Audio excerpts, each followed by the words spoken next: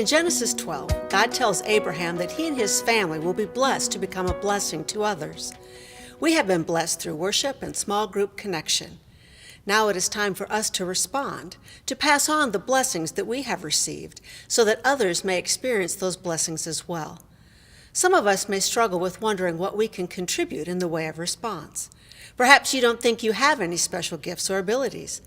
Before I became a pastor, I was a member at Valley United Methodist Church.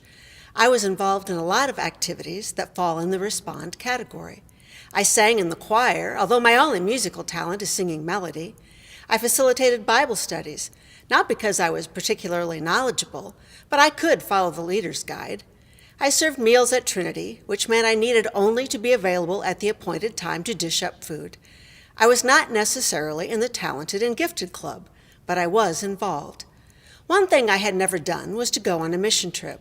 Usually mission trips involved carpentry skills, of which I have none, so I was hesitant to go, although I always felt that I should, because it would be an opportunity to serve in places where people really needed help.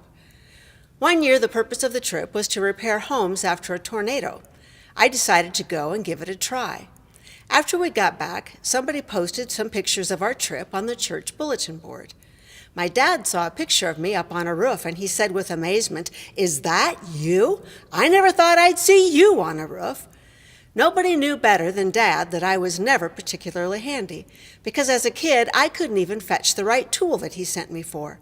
But yes, that was me on the roof. I learned how to shingle.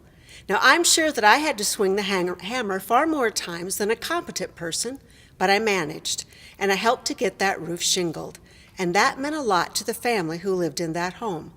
My best skill is still not carpentry. My best skill, it turns out, is willingness. Willingness to try, willingness to help, willingness to respond. God can do a lot with willingness. Take some time to go over the group discussion questions, and I'll be back in a few minutes.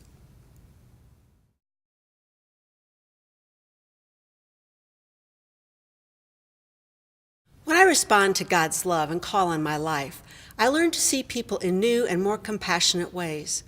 I have a better understanding of situations others are facing. I build relationships with people who might otherwise be outside of my circle of influence. I experience the work of God and the love of God through them. So often when I have done some kind deed to bless others, I find myself blessed as well. I thought I was going to do something for someone, and I did, but I received a blessing as well.